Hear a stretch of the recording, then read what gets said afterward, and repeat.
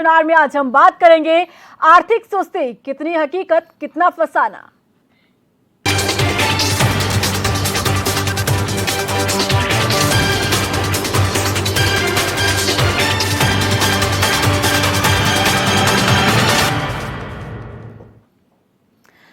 आर्थिक मंदी देश में एक ऐसा विषय बन गया है जिसे समझना आसान नहीं है। जहां विपक्ष के लिए देश गहरे संकट में है तो वहीं सत्ताधारी इसे सामान्य समझ रहे हैं, लेकिन हकीकत क्या है ये कहना मुश्किल है। कहा यह भी जा रहा है कि स्थिति जितनी नजर आ रही है उससे भी ज्यादा बिगड़ सकती है। सवाल उठता है कि आर्थिक सुस्ती कितनी हकीकत है और कितना फसाना। रिपोर्ट देखिए, फिर चर्चा करेंगे।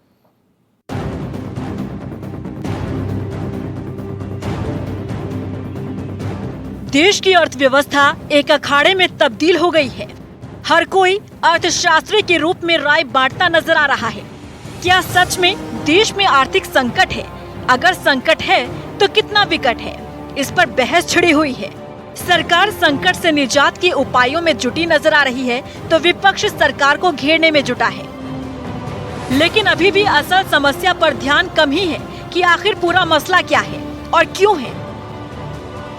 कहा जा रहा है कि आर्थिक सुस्ती जितनी नजर आ रही है बात उससे भी कहीं ज्यादा है। ये दावा रेटिंग एजेंसी क्रिसिल ने किया है। क्रिसिल के मुताबिक मैन्युफैक्चरिंग गतिविधियों में ठहराव और निजी उपभोग में बड़ी गिरावट आई है। क्रिसिल ने कहा कि देश की अर्थव्यवस्था गंभीर हालत में है। ये हमारे अंदेशे से कहीं ज्यादा व्यापक और गहरा है। अर्थव्यवस्था को लेकर क्रिसिल का ये बयान ऐसे समय में आया है जब देश में आर्थिक सुस्ती की चर्चा हो रही है। बता दें कि देश की ऑटो, एफएमसीजी से लेकर टेक्सटाइल इंडस्ट्री तक में सुस्ती का माहौल बताया जा रहा है। इस वजह से कंपनियां प्लांट बंद कर रही है तो वहीं लाखों लोगों की छटनी हो चुकी है। कमोवेश यही हालात एफएमसीजी के टेक्सटाइल सेक्टर में भी बन रहे हैं। इसे लेकर विपक्ष लगातार हमलावर है। समाजवादी पार्टी अध्यक्ष और उत्तर प्रदेश के पूर्व मुख्यमंत्री अखिलेश यादव ने मोदी सरकार पर निशाना साधा। अखिलेश यादव ने अपने ट्वीट में कहा, आम जनता की बिस्किट पार्ले की मुंबई स्थित फैक्ट्री का 87 सालों में पहली बार बंद होना और आम जनता की गाड़ी मारुति के मानेसर प्लांट में शटडाउन होना अर्थव्यवस्था के डूबने का सूचक है। बीजेपी के लोगों को लड़ाकर राजनीति करना आता है लेकिन देश चलाना नहीं आता। आर्थिक मंदी की सुगबुगाहट के बीच कांग्रेस महासचिव प्रियंका गांधी ने भी एक बार फिर मोदी सरकार पर निशाना साधा। प्रियंका ने कहा, हर दिन मंदी की खबर है। हर दिन भारतीय जनता पार्टी सरकार की इस पर खामोशी, दोनों बहुत खतरनाक है। इस सरकार के पास न हल है न देशवासियों को भरोसा दिलाने का बल है। सिर्फ बहानेबाजी, बयानबाजी और अफवाहें फैलाने से काम नहीं चलेगा। देखिए, ये किस पॉइंट तक आ गई है वो नहीं है, आगे क्या दिखाई दे रहा है वो महत्वपूर्ण है। सबसे बड़ी बात यह है कि नोटबंदी और जीएसटी के गलत इम्प्लीमेंटेशन के कारण जो हमारा असंगठित क्षेत्र था बिल्कुल बर्बाद हो गया। कृषि क्षेत्र बर्बाद हो गया और उसका परिणाम है कि आज ग्रामीण भारत में और सामान्य भारत में खरीदने की ताकत नहीं रह गई है।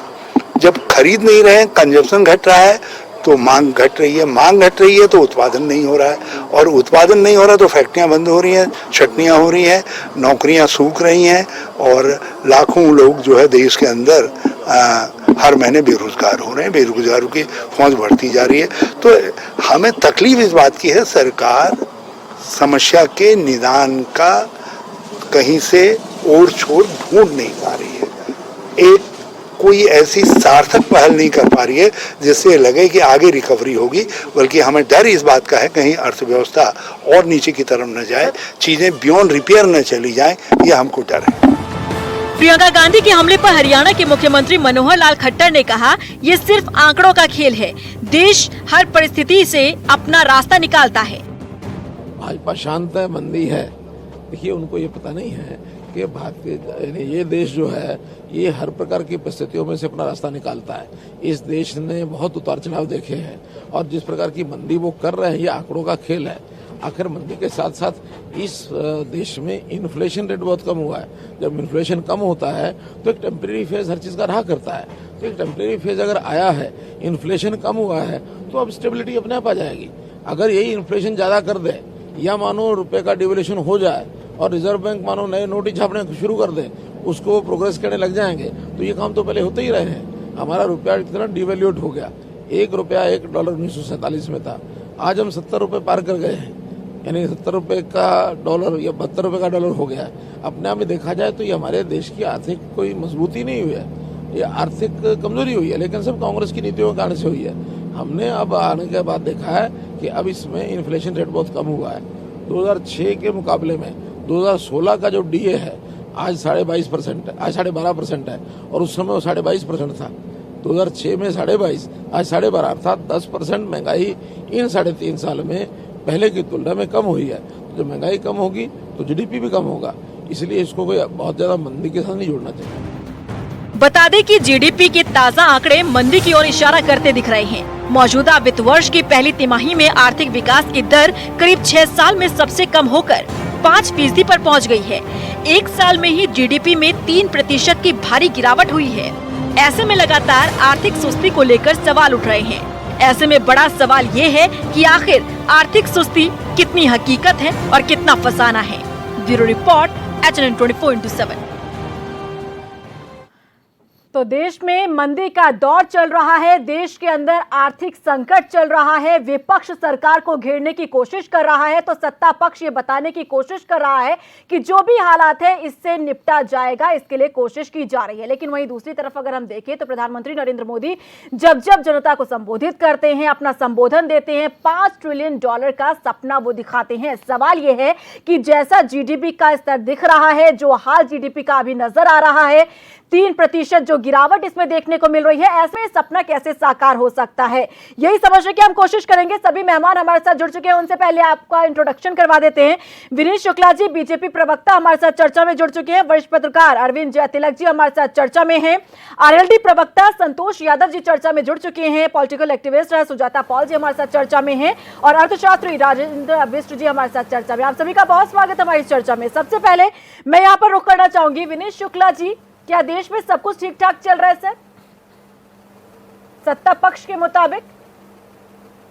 रीना जी, बिल्कुल रीना जी, सब कुछ ठीक ठाक चल रहा है, ऐसा कुछ भी नहीं है। ये सिर्फ हवा बनाया जा रहा है, हवा बना रहे हैं लोग। विपक्ष का काम है सकारात्मक सुझाव जो भी आए उनको उसको जो है ध्यान सरकार दे रही है, लेकिन विपक्ष का सिर्फ जो पाकिस्तान की हालत है उसको कहा जा रहा है कि कंगाली की हालत पे है। अरे सर, तो पाकिस्तान को कहां से लेकर आ गए आप? हाल ये है कि केवल देश को बदनाम करने के, मैं कह रहा हूं रीना जी, देश को बदनाम करने के लिए श्रीमान राहुल गांधी जी बाहर जाते हैं, विदेश जाते हैं, बहुत अच्छी चल रही है सत्ता पक्ष की आर्थिक स्थिति बहुत अच्छी चल रही है, इसीलिए आपको देश के अंदर जो मंदी है ना वो नजर नहीं आती। जो इतने लोग बेरोजगार हो रहे हैं, उनकी नौकरियां जा रही है, जितने इंडस्ट्रीज बंद हो रहे हैं, ये सत्ता पक्ष को नजर नहीं आता क्या सर? आप यहाँ पर पाकिस्तान का राग अलाप रहे हैं, मैं यहाँ पर मंदी की बात कर रही हूँ, अर्थव्यवस्था की बात कर रही हूँ, आर्थिक तंगी की बात कर रही हूँ, आप पाकिस्तान जा रहे हैं। अजीब बात है सर। रीना जी, मैं क्या कह रहा हूं आप पूरी बात सुनिए। मैं कह रहा हूं कि जो लोग दुनिया में पता चल रहा है कि पाकिस्तान की हालत कंगाली की है, तो यहाँ का विपक्ष बिल्कुल उसी तरीके से खड़ा होता है। उनके जो भाषा बोलता है, कांग्रेस के लोग जो भाषा बोलते हैं वही पाकिस्तान बोलता है। मैं ये कहना चाहता हूँ भारत देश आपने दुनिया में शुरुआत में ही कोशिश ये कर दी कि कैसे इस मुद्दे को डिरेल किया जाए। सर, आप इसी माइंड से मुझे लग रहा है कि चर्चा करने के लिए बैठे हैं कि मुद्दे को कैसे डिरेल कर दिया जाए ताकि हकीकत सबके सामने ना आए। और सर, मैं आपको ये भी बता दूं कि जो एक रिपोर्ट आई है क्रिसिल की, उसमें ये कहा गया कि जो अभी सब कुछ नजर आ रहा है, मंदी को लेकर जो हालात है वो इससे भी ज्यादा बदतर हो सकते हैं आगे। ये चिंता का विषय है सर, इस पर एक सार्थक चर्चा होनी चाहिए, हकीकत सबके सामने आना चाहिए। देश में जो भी कुछ चल रहा है, इतने लोग बेरोजगार हो रहे हैं, इंडस्ट्री बंद है, बेरोजगारी बढ़ रही है, और आप कह रहे हैं कि देश के अंदर सब कुछ ठीक ठाक चल रहा है। सर, जो लोग नौकरी छोड़कर बैठे हैं ना, जिनकी नौकरी चली गई है, वो शायद आपकी बातें सुनकर या तो ना गुस्सा आ रहा होगा या तो हंसी आ रही होगी। ये सत्ता पक्ष है, तो जवाब तो सर मैं ले रही हूँ ना आपसे। आप तो पाकिस्तान की बात कर रहे हैं। रीना जी, अरे आप बोलते चले जाएंगे तो जवाब कैसे देंगे? तो सर आप जवाब तो सही तरीके से दीजिए ना। मैं कैसे अलाउ करूं मैं आपको बोलने के लिए कि आप पाकिस्तान की बार बार बात करेंगे, तो फिर मैं कैसे अलाउ करूं बताइए? फिर तो मुझे आगे दूसरे मेहमान के पास जाना होगा। आप मुझे इस मुद्दे पर जवाब दीजिए कि क्या आपको वाकई लग रहा है कि देश के अंदर विपक्ष का काम है सकारात्मक सुझाव जो भी दे उसको सरकार स्वीकार करेगी। हाँ। लेकिन ऐसा जिस तरीके से ये लोग दिखा रहे हैं कि बिल्कुल आर्थिक मंदी है और देश ये कंगाल हो गया, ये हो गया, कहीं कुछ ऐसा नहीं है। ये टेम्परेरी है, 2-3 महीने के लिए जो आपको दिख रहा है, ये ऐसा नहीं कि परमानेंट है। आर्थिक सुधार धीरे धीरे हो रहे हैं और हमारी वित्त मंत्री जी लगातार प्रयास में, माननीय प्रधानमंत्री जी लगे हुए हैं। ऐसा कुछ भी नहीं है कि ऐसी स्थिति आ गई है कि देश बिल्कुल डूब गया है। सर मैं आपको याद दिला दूं, हम आपको दिखा सर मैं आपको याद दिला दूं, अगर आप भूल गए हो विनीत शुक्ला जी, अगर आप भूल गए हो प्रधानमंत्री नरेंद्र मोदी की मैं बात कर रही हूँ, जब वो गुजरात के सीएम हुआ करते थे, जब रुपया कमजोर हुआ था डॉलर के मुताबिक कंपैरिजन में, तब किस तरीके से चिंता जाहिर की थी उन्होंने और क्या कहा था कि सरकार भ्रष्ट है इसीलिए ये हाल हो गया है, और जब हमारी सत्ता आएगी तब देखिएगा कि अर्थव्यवस्था का क्या हाल होता है। जी देखिए, ये बात भूल गई है क्या बीजेपी?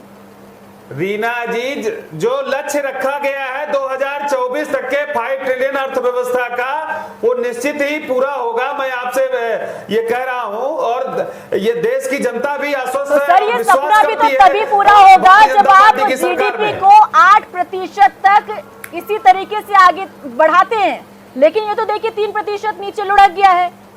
तो ऐसे में संशय तो फिर कहीं ना कहीं बनता है सर, चिंता का विषय तो जरूर हो जाता है। चलिए वापस आऊंगी मैं आपके पास। का दिख रहा है, हाँ ठीक है, वापस आऊंगी मैं आपके पास।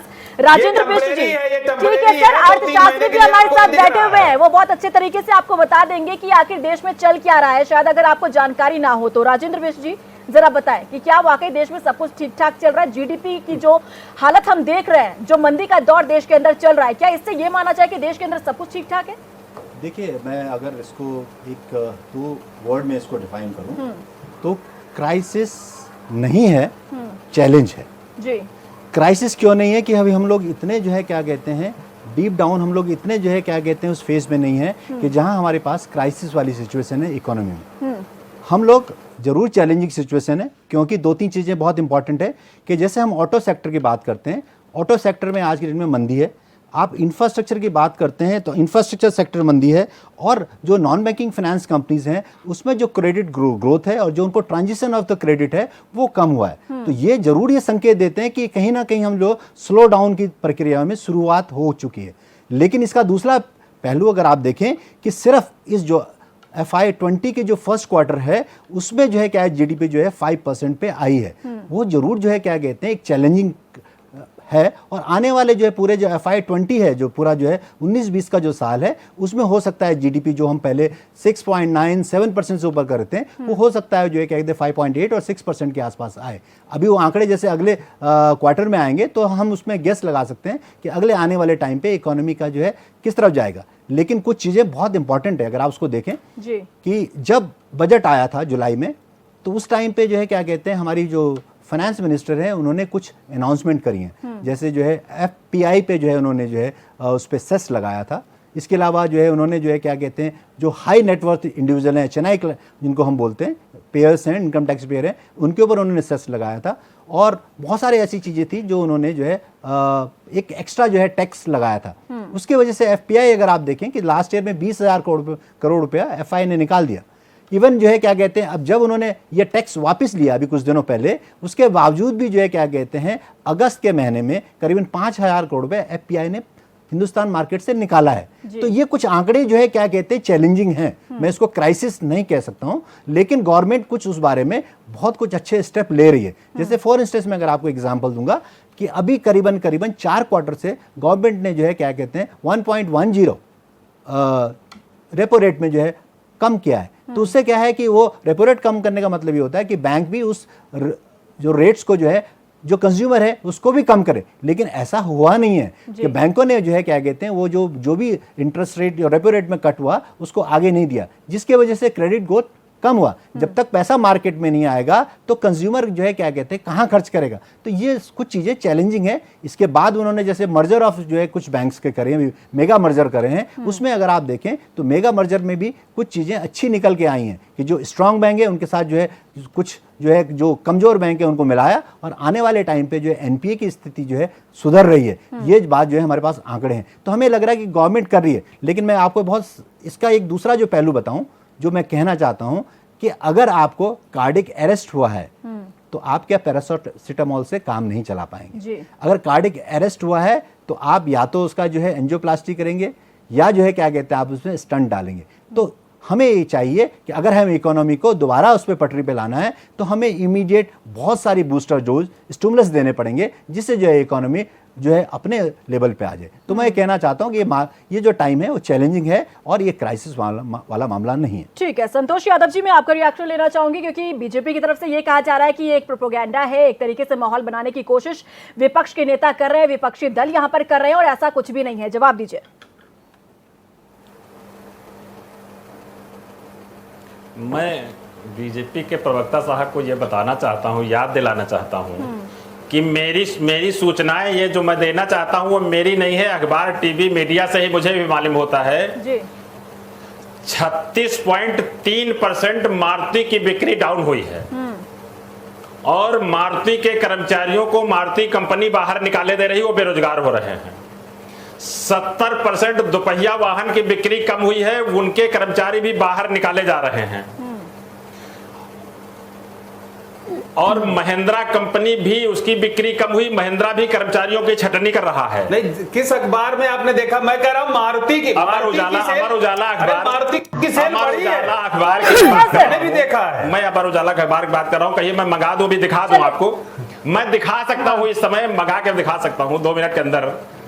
और मैं ये कहना चाहता हूं कि पार्ले जी बिस्कुट जो सबसे गरीब आदमी का छोटा बिस्कुट मिलता था वो बंदी की कगार पे है और उसके बंदी की कगार पे है। मेरा कहना बंदी की शुक्ला जी बोलने दीजिए ना सर, बोलने दीजिए, आंकड़े रखने दीजिए। आप क्यों आंकड़ों से डर रहे हैं? शिक्षा कह रहे हैं कि बंद होने की कगार पे, शिक्षा मित्रों को तनख्वाह नहीं मिल रही। अरे विनीत शुक्ला जी, आंकड़े रखने दीजिए सर। आप अपनी बात रख दीजिएगा, उन्हें बोलने दीजिए ना, आप उन्हें बोलने दीजिए। बढ़ोतरी कर दी गई है नहीं, और हालात मैं कह रहा हूँ, हालात एक मिनट सर, मैंने आपको वक्त दिया बोलने के लिए, मैंने आपको वक्त दिया। आप विनीत जी बोलने के लिए आपको वक्त दिया ना, तो प्लीज आप उन्हें बोलने दीजिए। अगर वो आंकड़े रख रहे हैं तो आपको क्या दिक्कत है? आप अपनी बात रखिएगा, बाद में पहले उन्हें बोलने दीजिए। आज नौजवान बेरोजगार घूम रहा है, किसान बिजली का बिल नहीं दे पा रहा है, अपनी फसल की सिंचाई नहीं कर पा रहा है, छात्र अपनी पढ़ाई नहीं कर पा रहे हैं। के बाद अभी अरे सर एक मिनट विनीत शुक्ला जी, अगर आप कोशिश कर रहे हैं ना सर मुद्दे को डिरेल करने की, तो मैं आप इस कोशिश में कामयाब नहीं हो पाएंगे। एक मिनट शांत रहिए, एक मिनट शांत रहिए। दे करके आत्महत्या कर रहे हैं और शिक्षा मित्रों को जो शिक्षा की एक नींव है उनको तनख्वाह नहीं मिल रही है, उनको सुविधाएं नहीं मिल रही है। तो ये हाल आज हमारे जो है आर्थिक तंगी इतनी ज्यादा बढ़ गई है कि बीजेपी को बेरोजगारी नहीं दिखाई दे रही है, किसानों की सिंचाई नहीं हो पा रही है, वो अपना कर्ज नहीं अदा कर पा रहे हैं, आत्महत्या कर रहे हैं। 1500 शिक्षा मित्रों ने आत्महत्या कर ली है। ये बीजेपी को कुछ नहीं दिखाई दे रहा है, इनको सिर्फ ये दिखाई दे रहा है कि पाकिस्तान के नाम पे हम सरकार चलाते रहेंगे और जब तक पाकिस्तान को हम धमकी देते रहेंगे, पाकिस्तान का भय दिखा करके हिंदुस्तान पे हम शासन करते रहेंगे। चुनाव के समय का कोई लेना देना नहीं है।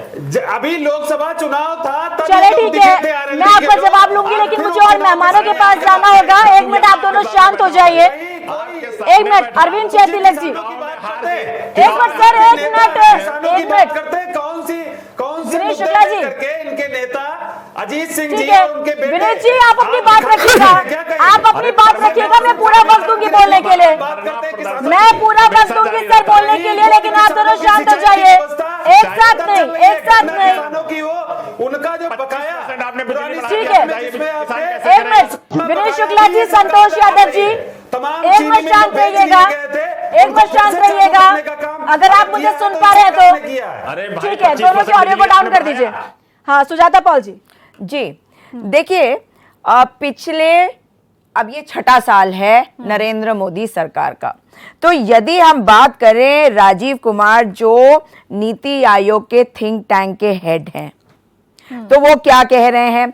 वो कह रहे हैं कि अनप्रेसिडेंटेड स्लोडाउन हुआ है पिछले 70 सालों में पहली बार, और उन्होंने ये कहा कि आप स्पेसिफिक इंटरवेंशन करिए, और जिसमें उन्होंने कहा स्पेसिफिक इंडस्ट्रीज में इंटरवेंशन की जरूरत है। अब दूसरी तरफ उनके जो चीफ इकोनॉमिक एडवाइजर हैं के सुब्रमण्यम, वो उनसे सहमत नहीं है। वो कह रहे हैं कि अगर हमारे को चेंजेस लाने हैं तो लेबर मार्केट, लैंड, इन सब की ओर ध्यान देने की जरूरत है।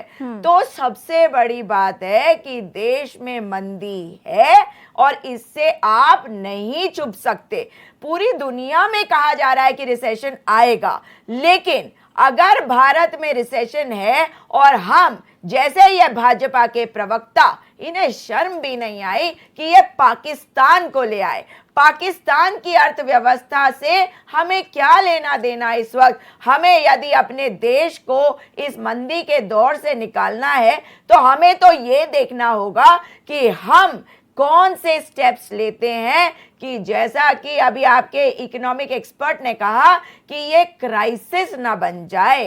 ये क्राइसिस की ओर बढ़ते हुए कदम है हमारे, क्योंकि भाजपा इसको रेकग्नाइज करने को तैयार नहीं है। और ये आपने देख लिया भाजपा के प्रवक्ता की बात को सुनकर। जहां तक बात है, आप मुझे बताइए, देश में डीमोनेटाइजेशन के बाद खर्च करने की क्षमता खत्म हो गई थी। अब लोगों के पास पैसा नहीं है। बड़ी बड़ी बातें करी गई थी डीमोनेटाइजेशन के बाद। अब आज जब मार्केट में पैसा नहीं है, लोगों के पास खर्च करने की शक्ति नहीं है और डिमांड ही नहीं है किसी चीज की, तो ऑब्वियस है कि सप्लाई कम हो रही है, मैन्युफैक्चरिंग कम हो रही है। तो इससे तो आप नकार नहीं सकते। पहली बार ऐसा हुआ है कि मारुति का शटडाउन हो रहा है। तो आप मुझे बताइए, ये कैसे कह रहे हैं कि कोई स्लो डाउन नहीं है? कैसे भाजपा के लोग कह रहे हैं कि कोई स्लो डाउन नहीं है? ये विपक्ष का बनाया हुआ है। ये राजीव जो हैं, ये इनके अपने नीति आयोग के व्यक्ति हैं, उनके हेड हैं। तो हमें सबसे पहले प्रॉब्लम को रेकग्नाइज करने की जरूरत है। प्रॉब्लम को हम रेकग्नाइज नहीं करेंगे तो सोल्यूशन कैसे ढूंढेंगे? और जरूरत है कि सरकार कोई ढंग के कदम ले, इसमें एडवाइजरी बनाए। और जहां तक बात है हमारे पूर्व प्रधानमंत्री की, उनको बोर्ड पे लेना, why can't he be taken on board? जब हम जानते हैं कि बहुत मुश्किल के दौर से वो देश को पहले भी निकाल चुके हैं, तो ये देश का मुद्दा है। और देश के समय हम किसी पार्टी के बारे में ना सोच के देश के बारे में सोचे। ये भाजपा की सरकार। जय तिलक जी, आप किस तरीके से देख रहे हैं? सुजाता जी एक मिनट में जवाब देना चाहूंगा। विनीत शुक्ला जी अभी वाइंड अप नहीं हो रहा है सर, अभी आधा घंटा और है। मैं आपका जवाब जरूर लूंगी सर। एक मिनट, मुझे अरविंद जय तिलक जी को भी मुझे लाने दीजिए। एक मिनट नहीं हो जाएगा। ठीक है, अब एक minute. Vineet Shukla ji please sir. Vineet Shukla ji, चिल्लाने से काम नहीं चलता। एक मिनट सर। सुजाता पॉल, ठीक है। विनीत शुक्ला जी आप अपनी बात रखिएगा सर। अरविंद जय तिलक जी आप किस तरीके से देख रहे हैं? आर्थिक संकट से देश जूझ रहा है या नहीं जूझ रहा? ठीक है, अरविंद जय तिलक जी का रिएक्शन मुझे लेना होगा। विनीत शुक्ला जी एक बार शांत रहिए सर। अरविंद जय तिलक जी, मनमोहन सिंह जी ने देश को बचाया था। ठीक है, अरविंद जय तिलक जी रखिए अपनी बात। हाँ रीना जी, देखिए मैं ये चाहूँगा कि जितने भी पैनलिस्ट हैं तो राजनीतिक नज़रिए से और विमर्श के दायरे में न लाएं। इसका एक आर्थिक पक्ष है, उस पर अगर डिबेट होगा तो बेहतर होगा। देखिए कि कोई भी अर्थव्यवस्था तभी सरपट दौड़ती है जब उस अर्थव्यवस्था के चारों इंजन जो है सही सलामत रहते हैं। जी। भारत की अर्थव्यवस्था के भी 4 इंजन हैं। एक है निजी क्षेत्र, निजी निवेश, यानी नई परियोजनाओं में जो है निजी निवेश हो। दूसरा है सार्वजनिक व्यय, यानी बुनियादी ढांचे से विकास से जुड़ी परियोजनाओं में सरकार का निवेश। तीसरा है अंतरिम खपत यानी देश में जो खपत है यानी डिमांड और सप्लाई है वो दुरुस्त रहे, और चौथा है इंजन निर्यात, यानी विदेश में हम लोगों की वस्तुओं का कितना निर्यात होता है जी। अगर आप इसको सिलसिलेवार तरीके से देखें तो निजी निवेश का जो है स्थिति बहुत बुरी तरह से चरमरा गई है। आप 18-19 वित्त वर्ष में देखिए तो केवल 9.5 लाख करोड़ के प्रस्ताव आए हैं, जो 14 साल में सबसे कम है। 2006 से लेकर आप देखेंगे तो 25 लाख करोड़ के निवेश आए, जो कि उसकी स्थिति वाली 1/3 से भी कम लगभग पहुंच गई है। आप सार्वजनिक व्यय देखिए, दुनिया में जहां कहीं भी आर्थिक मंदी की स्थिति आती है, सरकार उससे उबरने के लिए सार्वजनिक व्यय बढ़ाती है। भारत में ठीक इसका उल्टा हुआ है, वित्तीय घाटे पाटने के लिए। आप याद करिए 1929-30 में जब अमेरिका में आर्थिक मंदी आई जी। और 24 अक्टूबर 1929 के दिन एक ही दिन में 5 लाख करोड़ अर्थव्यवस्था तबाह हो गई थी। तब सरकार होश में आई और सार्वजनिक व्यय को बढ़ाना शुरू की। अब भारत सरकार के समझ में आया कि हमें भी बढ़ाना चाहिए, तो उन्होंने कहा कि जो है सरकारी क्षेत्र में जो है विभाग है वो सरकारी गाड़ियां खरीदें, लेकिन इससे काम बनने वाला नहीं है। तीसरा चीज जो है आपका निर्यात है। अब देखिए 17-18 वित्तीय वर्ष में केवल 303 अरब डॉलर का निर्यात हुआ है, जो कि अब तक का सबसे कम है। अगर आप इसके पीछे में चले जाएं तो 314 अरब डॉलर का हुआ है। तो यह तो निश्चित है कि यह जो अर्थव्यवस्था है कहीं ना कहीं जो है पटरी से बेपटरी हुई है। अब यह साइक्लिकल है या स्ट्रक्चरल है, यह विमर्श इस पर हो सकता है। हाँ, दूसरी महत्वपूर्ण बात देखिए, भारत जो है आज भी कृषि प्रधान देश है। कृषि विकास दर घट करके 2% पर आ गई है, जबकि 5% के आसपास चल रही थी। 14% जो है जीडीपी में कृषि की भागीदारी है। जो किसान जो है वो कृषि मजदूर के रूप में तब्दील हो रहे हैं, वहां से उठ करके शहरों में आते हैं काम के लिए। यहाँ पे रियल सेक्टर जो है बुरी तरह से एकदम चरमरा गया है। जो 6 कंपनियां जो बड़ी हैं वह जो दिवालिया दायरे की प्रक्रिया में है, इनको कोई भी जो है कर्ज देने को लिए तैयार नहीं है।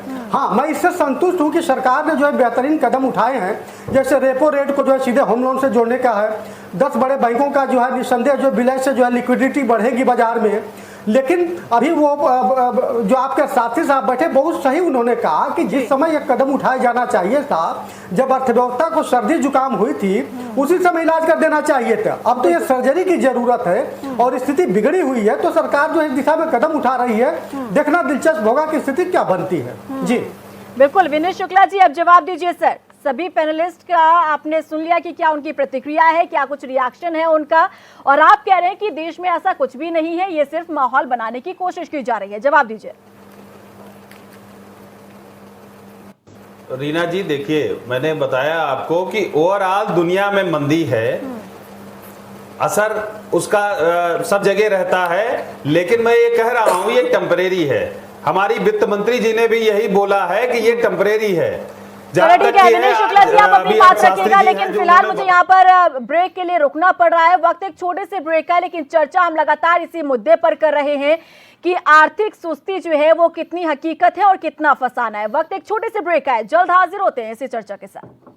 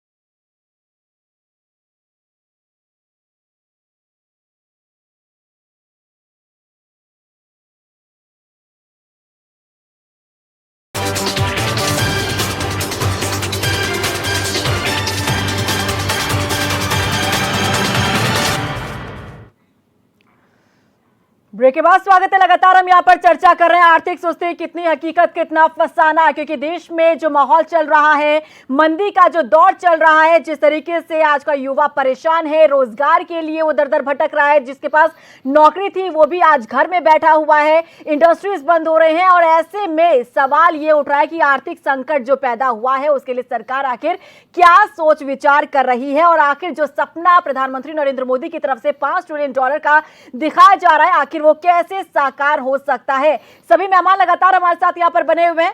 विनय शुक्ला जी, अपनी बात पूरी कीजिए सर। जी देखिए रीना जी, जो आप कह रही हैं कि घर पे बैठे हुए बेरोजगार हो गए, सब बंद हो गया, ऐसा कुछ भी नहीं है। जिस तरीके से विपक्ष और ये रोना रो रहा है, ऐसा बिल्कुल नहीं है कि सारे लोग बैठ गए हैं। और जहां तक के अभी R&D के कह रहे थे प्रवक्ता कि मारुति सेक्टर में ऐसा हो गया, इलेक्ट्रॉनिक वाहन भी, इलेक्ट्रॉनिक गाड़ियां भी तो चल रही हैं, इलेक्ट्रॉनिक उसमें भी तो बढ़ोतरी हो रही है। खाली ये मारुति या महिंद्रा या और गाड़ियां ही नहीं चल रही हैं डीजल या पेट्रोल की, इलेक्ट्रिक गाड़ियों में भी बढ़ोतरी हो रही है, लोग खरीद रहे हैं, उसमें भी तो ध्यान दिए, कम से कम बताएं लोग कि आज सरकार की ये उपलब्धि है। एनपीए आज घटा है, जो लोन लोग ले लेते थे, और बड़े बड़े जो लोन हैं उनकी मॉनिटरिंग के लिए माननीय वित्त मंत्री जी ने बोला है कि जो बड़े लोन हैं उनकी मॉनिटरिंग करी जाएगी। जो लोन लेकर के लोग भाग जाते थे, ऐसा नहीं कि सरकार उस पर ध्यान नहीं देगी। पुरानी सरकारों में जिस तरीके से लोन लोगों को बांट दिए और भागने में सहयोग किया गया, अच्छा, उनके पेपर तैयार करके, तो आपके सामने रख रही हूं, सरकार में नहीं हुआ, 5 साल सरकार चली है। सर, इन आंकड़ों को देखकर जरा मुझे बताइएगा कि हाल खराब है देश में या फिर नहीं है। ऑटो इंडस्ट्री में लगातार 9 महीने से बिक्री में गिरावट दर्ज की गई है।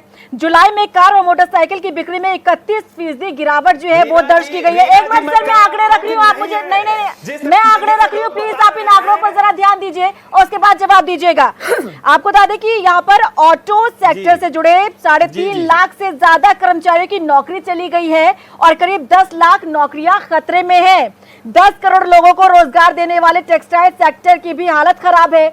यहाँ पर northern India textile mills association ने भी खुलासा किया है कि देश के कपड़ा उद्योग में 34.6% की गिरावट आई है, जिसकी वजह से 25 से 30 लाख नौकरियां जाने की यहाँ पर आशंका है। रियल एस्टेट सेक्टर का हाल बेहाल है। मार्च 2019 तक भारत के 30 बड़े शहरों में 12,80,000 मकान बनकर तैयार हैं, लेकिन उनके खरीदार नहीं मिल रहे हैं, यानी कि बिल्डर जिस गति से मकान बना रहे थे उस गति से खरीदे नहीं जा रहे हैं।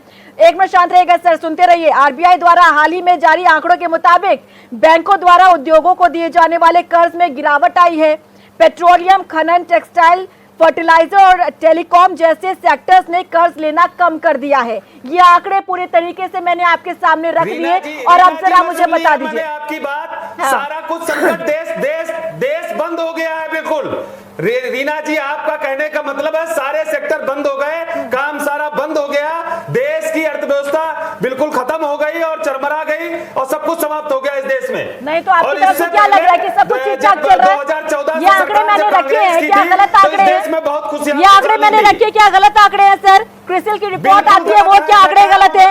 एनएसओ की तरफ से आंकड़े जारी किए जाते हैं, क्या वो गलत है? किसानों के लिए क्या इस सरकार ने 5 साल सरकार चली, आप देख रही है गांव में जितने गरीबों के पक्के मकान बनाए गए, गरीबों को शौचालय दिए गए, 5 साल जो काम किया, आज मंदी के दौर से देश गुजर रहा है। यही तो हम कह रहे हैं कि 5 साल भाजपा की सरकार रही है और आज देश में मंदी का दौर है। ये कांग्रेस की प्रवक्ता, जो कांग्रेस की प्रवक्ता बैठी हैं, जरा तमीज से बात करें। कोई प्रवक्ता नहीं है किसी पार्टी की, जरा तमीज से बात करें। आप होंगे भाजपा के प्रवक्ता और भाजपा के नेताओं का काम चल रहा है, आप ये कहना चाह रहे हैं? पूर्व वित्त मंत्री पी चिदम्बरम की क्या स्थिति है? तो आप मुझे क्या बता रहे हैं?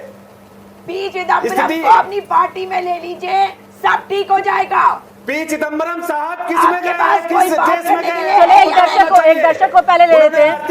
विनय शुक्ला जी, एक दर्शक को पहले ले लेते हैं। इस देश को गर्त में विनय शुक्ला जी, एक मिनट सर, एक मिनट, एक दर्शक को पहले ले लेते हैं, वो अपनी राय देना चाहते हैं, उनकी राय को भी सुन लीजिए। सुंदर हमारे साथ देहरादून से फोन लाइन पर जुड़े हुए हैं। सुंदर, बहुत स्वागत है आपका, रखिए अपनी राय। कि मैं बीजेपी वालों से ये पूछना चाहता हूँ, लगातार जैसे मंदी चल रही है तो उसमें जो लोगों को बेरोजगारी जो है वो लगातार बढ़ती चली है, तो उनके गरीब बच्चों को जो परेशानी है, अब जैसे कई अर्थशास्त्री कह रहे हैं, जैसे अर्थशास्त्री विमान साहब जी ने बताया, तो गरीब बच्चों की परेशानी जैसे फिर का स्कूल छूटेगा तो क्या सरकार उनके लिए कोई आर्थिक पैकेज या आर्थिक कुछ साधन उपलब्ध कराएगी ताकि जब तक उनको नौकरी ना मिले दोबारा तो वो अपना जीवन यापन स्कूल की पढ़ाई चालू कर सकें? बहुत शुक्रिया सुंदर अपनी राय हम तक पहुंचाने के लिए। मगर जब ये रिकग्नाइज ही नहीं कर रहे हैं, भाजपा के प्रवक्ता कह रहे हैं कोई मंदी नहीं है, ये मानने को तैयार नहीं है। जब प्रॉब्लम को आप मानेंगे नहीं तो सोल्यूशन कैसे ढूंढेंगे? कांग्रेस के लोग इस देश को बदनाम अरे करने के सर लिए एक मिनट, विनय शुक्ला जी, विनय शुक्ला जी, मैं आपको पहले बता दूं कि सुजाता पॉल जी यहाँ पर कोई कांग्रेस की प्रवक्ता बनकर नहीं बैठी है, और अगर आप पर कोई सवाल उठाता है, सरकार पर कोई सवाल उठाता है, तो क्या वो विपक्ष का हो गया? क्या वो किसी पार्टी से ताल्लुक रखता है? क्या तभी सवाल उठा सकता है? विनय शुक्ला जी, बहुत दिक्कत है बीजेपी के अंदर, और इतने घमंड में मत घूमिए सर। पार्टी के ही एक मिनट सर, अगर आप पे सवाल उठाया जाएगा तो क्या आप मुझे भी प्रवक्ता बोल देंगे क्या? अगर मैं आपसे सवाल पूछूंगी तो क्या मैं भी किसी पार्टी की प्रवक्ता हो गई?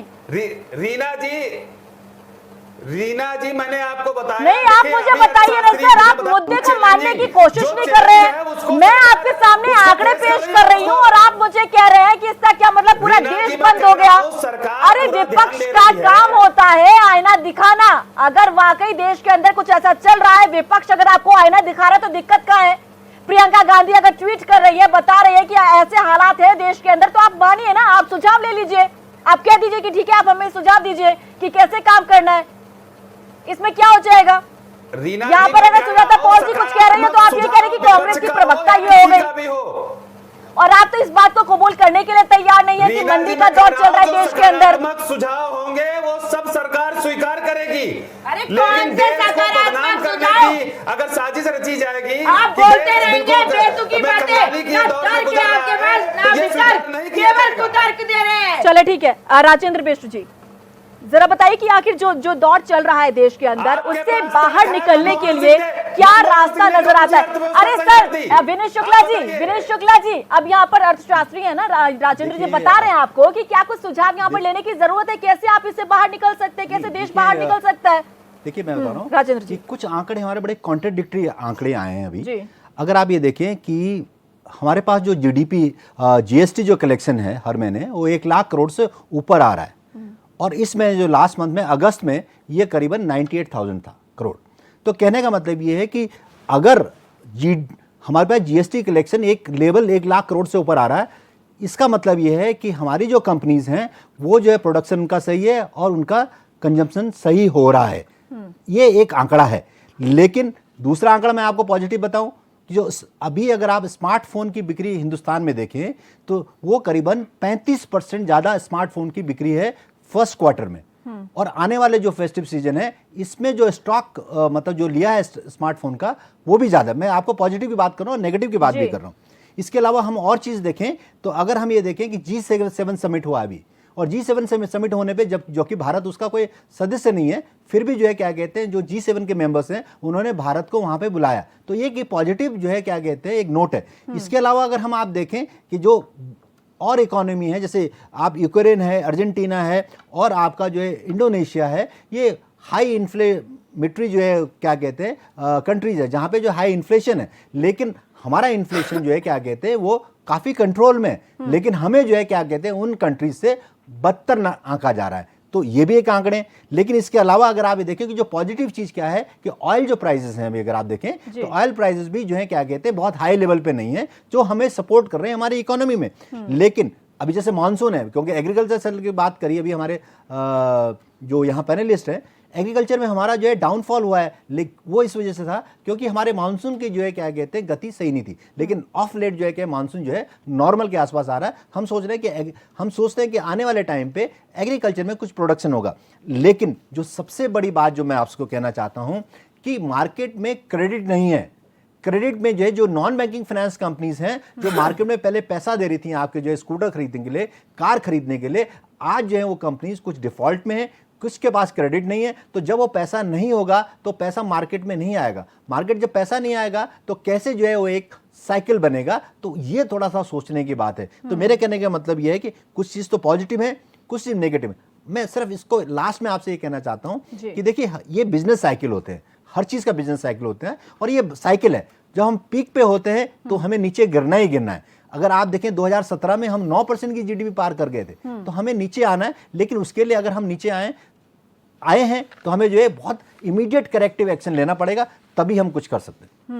और बिल्कुल, और ऐसा दौर अब जो है राजेंद्र जी 1991 और 2008 से 9 के समय पर देखने को मिला था, अगर मैं गलत नहीं हूं तो। राजेंद्र जी, जैसा कि फैसला यहां पर लिया गया है कि जो बैंक है उनका विलय होगा, आप इसे पॉजिटिव वे में ले रहे हैं, नेगेटिव में ले रहे हैं, कितना फायदा आप देख पा रहे हैं इससे, इस फैसले से? देखिए एक्चुअली क्या है ना कि जो बैंक्स हैं, अगर आप उनका स्ट्रक्चर देखें कि उन्होंने जो 4 बैंक बनाए हैं, मेगा बैंक बनाए हैं, और उसके साथ 2 या 3 बैंक उन्होंने जोड़े हैं, तो उसका जो सबसे खास बात यह है कि जो एनपीए लेवल है, हर एक बैंक की कुछ ना कुछ क्वालिटीज़ हैं। जैसे हम पीएनबी की बात करते हैं तो पीएनबी में रिटेल बहुत अच्छा है, उनका जो है क्या कहते हैं, एक जो है अगर हम आईटी डिपार्टमेंट देखें या ऑपरेशन डिपार्टमेंट देखें, बहुत अच्छा है, उनके पास क्लाइंट्स बहुत अच्छे हैं। लेकिन अगर उसके साथ विलय होने वाला कोई दूसरा बैंक है, अगर उसमें कुछ कमजोरियां हैं, तो हो सकता है कि दोनों को मिलाकर कुछ बढ़िया रिजल्ट निकले। अभी अगर आप कुछ दिन पहले देखेंगे कि बैंक ऑफ बड़ौदा का विलय हुआ था, तो उसमें हमें कुछ पॉजिटिव रिजल्ट आए, और हाँ, ये तो करना ही होगा कि अगर इतने 27 बैंक हिंदुस्तान में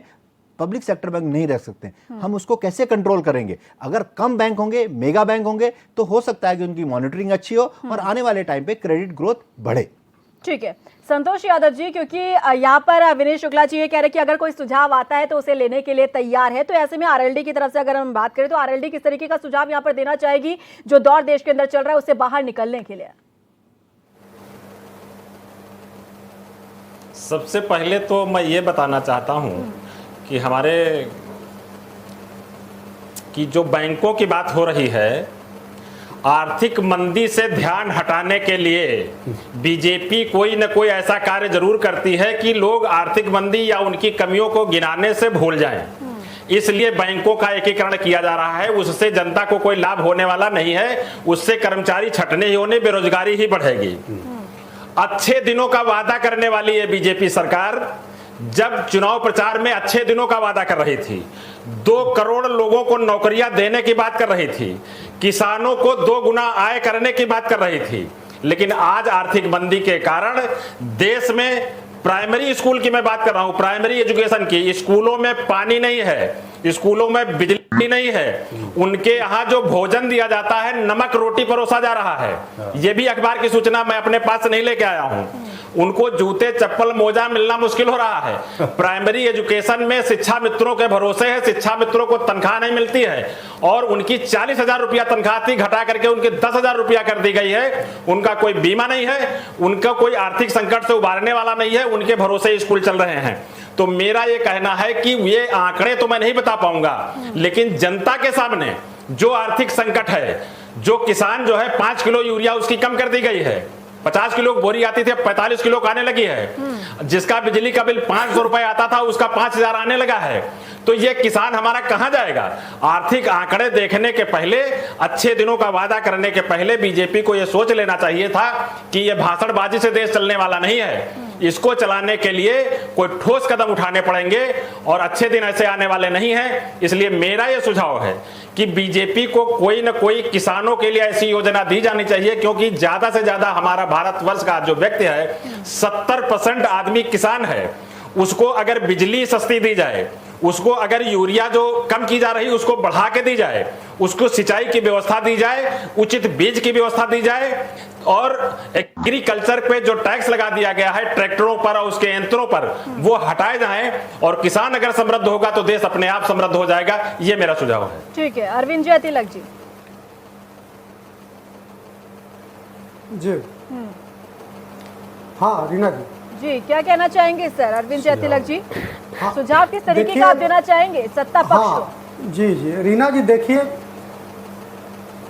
जी बिल्कुल, देखिए दुनिया की किसी भी अर्थव्यवस्था की रीढ़ जो होता है उसका निजी उपभोग होता है। भारत के संदर्भ में हम लोग देखें तो यह निजी उपभोग जो है जीडीपी का लगभग 60% है। यानी अगर इस अर्थव्यवस्था को दुरुस्त करना होगा तो देश के लोगों का जो निजी उपभोग है उसमें क्रांति लानी होगी। देखिए जब 1929-30 में जब आर्थिक मंदी आया था तो विश्व पूरा प्रभावित हुआ था, केवल इंग्लैंड उससे प्रभावित नहीं हुआ। उसने क्या किया कि अपना जो है निजी उपभोग लोगों का बढ़ाया, उसके लिए उसने कुछ उलूल जुलूल तर्क भी ये क्रियाकलाप भी किए। मसलन जैसे दिन में सड़कें बनवाया जाता था कुछ मजदूरों से और दूसरे मजदूरों से रात में सड़कें तुड़वा दी जाती थी कि लोगों के हाथ में पैसा जाए। भारत में जब तक लोगों के हाथ में पैसा नहीं आएगा तब तक न तो बाजार गुलजार होगा न देश की अर्थव्यवस्था सुधरेगी। अब देखिए लोगों के पास पैसा जब आएगा, मार्केट में जाएंगे, सामान खरीदेंगे, गाड़ियां खरीदेंगे, तो निसंदेह घर मकान बनेंगे, तो स्वाभाविक रूप से उसमें जो है सीमेंट उद्योग भी आगे बढ़ेगा, सरिया उद्योग भी आगे बढ़ेगा। इसके अलावा मजदूरों को उसमें काम मिलेगा। और दूसरी महत्वपूर्ण चीज़, जो असंगठित क्षेत्र के जो हैं कामगार हैं उनकी भी सुध लेनी बहुत जरूरी है, क्योंकि वो उनकी तादाद जो है बहुत अधिक है। और देखिए आज की तारीख में जो कर्मचारी हैं, चाहे सेंट्रल गवर्नमेंट के हों, स्टेट के हों, इनका भी वेतन बढ़ाएं, जो पेंशनर है उनका पेंशन बढ़ाएं, ताकि इनके हाथ में अधिक से अधिक पैसा आए और वो पैसा जो है मार्केट में जाए। दूसरी महत्वपूर्ण चीज कि जब तेल की कीमतें अंतर्राष्ट्रीय बाजार में घटी थी तभी सरकार ने जो है भारत में जो है तेल की कीमतों को घटाया नहीं। माना गया कि चलिए सरकार के पास पैसा आएगा तो जो बुनियादी ढांचे से जो परियोजनाएं होगी उसमें खर्च होगा, लेकिन उसका कोई फायदा मिलता हुआ नहीं देखा। 1 रुपए अगर पेट्रोल का और डीजल की कीमत बढ़ती है तो समझिए 3% महंगाई की संभावना बढ़ जाती है। और यहाँ तो जीडीपी जो है 8 से 5 पर आ गया है, यानी करीब 35 करोड़ लोग सीधे सीधे प्रभावित हो रहे हैं। हाँ, मैं इस चीज़ से बहुत सहमत हूँ कि सरकार जो है इस दिशा में जो है बहुत तेजी से प्रयास कर रही है, चाहे बैंकों का विलय हो, रेपो रेट का होम से जोड़ना हो, या और तरह के कई जो है विमर्श को शामिल कर रही है। लेकिन सवाल ये उठता है कि इसमें देर हुई है। लेकिन फिर भी अगर प्रधानमंत्री जी का लक्ष्य जो है 5 ट्रिलियन का, तो यहाँ समझना होगा कि यह तभी संभव होगा जब निजी उपभोग बढ़ेगा। आप चीन का देख के 14 ट्रिलियन, अमेरिका का करीब 22 ट्रिलियन अर्थव्यवस्था है। आप पूरा वहाँ के अर्थव्यवस्था के वहाँ के जीवन चक्र को उठा के देखिए तो केवल निजी उपभोग के बूते हुआ है। और सरकार को इस दिशा में पहल करनी चाहिए। रीना जी, बिल्कुल बिल्कुल अरविंद चौधरी तिलक जी, लेकिन क्या आपको पॉसिबल लगता है कि जो सपना $5 ट्रिलियन का दिखाया जा रहा है, क्योंकि ये सपना कहा जा रहा है कि तभी साकार होगा जब अर्थव्यवस्था आपकी 8% जो है वो लगातार बनी रहती है, लेकिन इसमें अभी गिरावट जो है वो देखने को मिल रहा है, 3% जो है ये नीचे गिर चुका है। तो ऐसे में क्या आपको लग रहा है कि सपना साकार हो सकता है? आप बिल्कुल देखिए, हम लोग आशावादी लोग हैं। देखिए, पत्तियों का गिर जाना पेड़ का अंत होना नहीं होता है। सरकार प्रयासरत है और इस दिशा में बड़े बड़े अर्थशास्त्री जो सरकार के सानिध्य में है, संपर्क में है, काम कर रहे हैं। तो हमारे समझ से सरकार जो है इस दिशा में काम करके, जो एक माना जा रहा है कि यह जो है स्ट्रक्चरल मतलब आर्थिक मंदी का दौर है, मैं इससे सहमत नहीं हूँ। यह चक्री है। जैसे कभी अर्थशास्त्री जी ने भी बताया कि जो कृषि की जो दर गिरने का कारण है कि मानसून जो है बहुत सामान्य से खराब रहा, तो हो सकता है कि आने वाले दिनों में सरकार ने जो अभी हाल ही में फैसले लिए हैं वित्त मंत्री सीतारमण जी, उसका असर दिखे। और वैश्विक स्तर पर भी भारत को लेकर के जो वैश्विक देशों का जो एक सोचना है कि नहीं, भारत जो है आज भी अर्थव्यवस्था के लिए और निवेश के लिए एक जो है उपयुक्त प्लेस है, तो हमारे समझ से यह भारत के पक्ष में जाता है। जी सुजाता पॉल जी, देखिए गोविंद आचार्य जी का एक बयान आया था। उन्होंने कहा था कि अमेरिका बनाने चले हैं भारत को, ऐसा ना हो कि ब्राजील बन जाए, और ये अभी का उनका बयान है।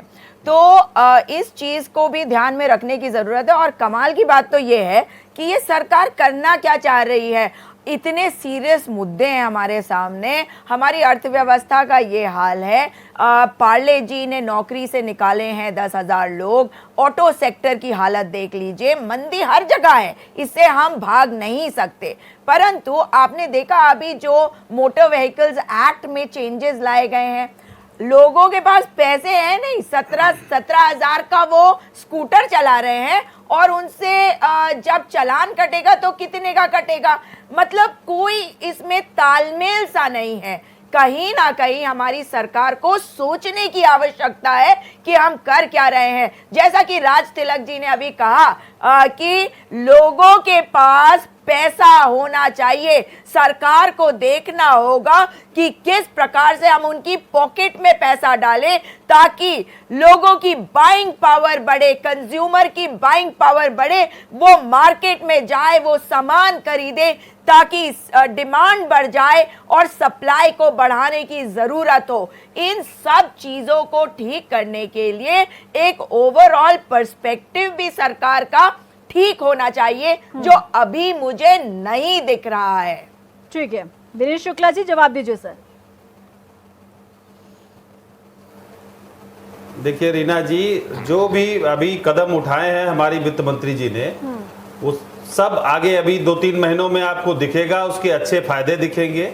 देश में जो भी ये और जो भी निर्णय लिया है माननीय वित्त मंत्री जी ने, उन सब के जो है बैंक को मर्ज करने की बात हो, अभी हमारे अर्थशास्त्री राजेंद्र बिष्ट जी ने जो बोला है, हम उनकी बात से जोड़ते हुए ये कहना चाहेंगे, उन्होंने बढ़िया अच्छे से समझाया है, लेकिन कहीं न कहीं जो सकारात्मक सुझाव हैं लोगों के, उसको वो स्वीकार किया जाएगा। लेकिन जहां तक के जो पॉलिटिकल एडिटर बन के कांग्रेस की भूमिका न निभाए, कांग्रेस का हाथ हमेशा लूट के साथ रहा है, उसी की वजह से ये संकट पैदा हुआ है। आप मान रहे हैं ना, इन अब विपक्षियों तो मान रहे हैं सर कि मंदी का दौर चल रहा है देश के अंदर, अब तो मान लिया आपने, अब तो मान लिया सर विनीत शुक्ला जी, ट्विटर करना और 5 स्टार की राजनीति छोड़ विनीत करके शुक्ला जी, अब तो आप मान रहे हैं ना कि देश के अंदर मंदी का दौर चल रहा है। ये संकट जरूर, अरे धरातल पर उतर कर बात करिए, किसानों की हालत तो ठीक करिए, देश के नौजवानों को नौकरियां दीजिए। 2 करोड़ नौकरियां हर साल कहाँ गई बताइए, ठीक क्यों नहीं कर रहे हैं? मैं जनता हूँ, जरा सोच समझ के बात करिए। नौकरी मेरे देश के नौजवानों को क्यों नहीं मिल रही है? जाने की कगार पे है। आप कौन सी पार्टी के प्रवक्ता हैं? आपकी ट्रेनिंग क्या है? देश को लूटा है, उनको चले मैं आखिर में ये समझना चाहूंगी विनीत शुक्ला जी कि अब आप मान रहे हैं ना, अब आप मान रहे हैं कि देश में मंदी का दौर चल रहा है। विनीत शुक्ला जी अब देखिए, अब आप मान रहे हैं कि देश में मंदी का दौर चल रहा है, माना सर आपने, जिसे दूर करने की जरूरत है, इस संकट से पार पाने की जरूरत है। ये टेम्परेरी है, ये टेम्परेरी है, दुनिया में आर्थिक मंदी का अच्छा, यानी कि बिहार में जो आपके मंत्री सुशील मोदी का बयान सामने आता है कि सावन भादों में तो मंदी रहती है, वो मतलब वो बात मानी जाए। आपके मंत्री, बिहार के मंत्री सही कह रहे हैं। बिहार के वित्त मंत्री सुशील मोदी ने क्या कहा था कि सावन भादों में तो मंदी रहती है, ये माना जाए क्या? कि आप यही मानकर चल रहे हैं कि हर साल सावन भादों में मंदी रहेगी? रीना जी, उन्होंने क्या कहा, मैं उनकी बात नहीं कर रहा हूं, मैं अपने केंद्रीय वित्त मंत्री सर, और आपको नहीं पता कि क्या कहा क्या नहीं कहा। निर्मला सीतारमण जी की बात करता हूं, उन्होंने जितने भी उपाय और जो भी आर्थिक संकट से निपटने जी ने भी तो माना है कि स्लो डाउन हुआ है, किसकी मान रहे हैं आप? तो किसी की मान ही नहीं रहे। चले, बहुत शुक्रिया आप सभी मेहमानों का हमारी चर्चा में जुड़ने के लिए। लेकिन जो भी यहाँ पर मंदी का दौर चल रहा है देश के अंदर, वाकई ये सोचने का विषय हो जाता है, क्योंकि यहाँ पर आर्थिक संकट से देश जूझ रहा है और ये सत्ता पक्ष भी जानता है, लेकिन इस मुद्दे को चौतरफा घेरने की कोशिश विपक्ष कर रहा है। लेकिन अब देखना होगा कि इसे दूर करने के लिए आखिर सत्ता पक्ष की तरफ से, अब मोदी सरकार की तरफ से क्या कुछ कदम उठाए जाते हैं। नमस्कार।